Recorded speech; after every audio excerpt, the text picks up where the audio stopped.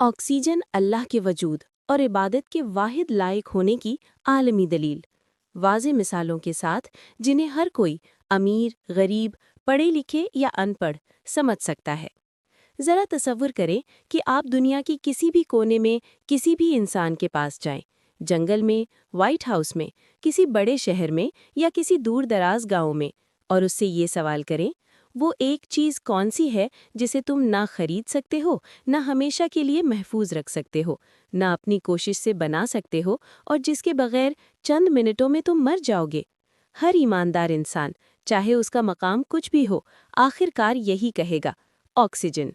हत्ता कि दुनिया के अमीर तरीन लोग, Donald Trump, Elon Musk, Bill Gates, हत्ता कि जदीद टेक्नोलॉजी पर काम करने वाले साइंसदान, हत्ता कि वो लोग जिन्होंने कभी बाज़ाब्ता तौर पर साइंस नहीं पढ़ी, सब एक ही हकीकत पर मुत्तफ़िक हैं, ज़िंदगी ऑक्सीजन पर मुनहसर है। और यहाँ असल नुक्ता ये है कि अगर तमाम इंसान ये मानते हैं कि ऑक्सीजन ज़िंदगी के लिए लाजमी है, और वो साइंसी तौर पर ये भी बता सकते हैं कि ऑक्सीजन कैसे बनती है या कहाँ से आती है, लेकिन कोई भी इंसान खुद ऑक्सीजन पैदा नहीं कर सकता, तो ये हकीकत खुद ब खुद खालिक के वजूद को समझने का सबसे फितरी रास्ता बना देती है। इस मौजू पर तफसीली मालूमात के लिए शेख तौकीर अंसारी की मुख्तलिफ मौज़ूआत पर तसनीफ़ करदा 94 कुतुब का मुताला करें, जो अमेज़ॉन पर दस्तयाब हैं। मज़ीद रहनुमाई और बसीरत के लिए कुरान एक्सप्लेन्स.com भी मुलाहिज़ा करें।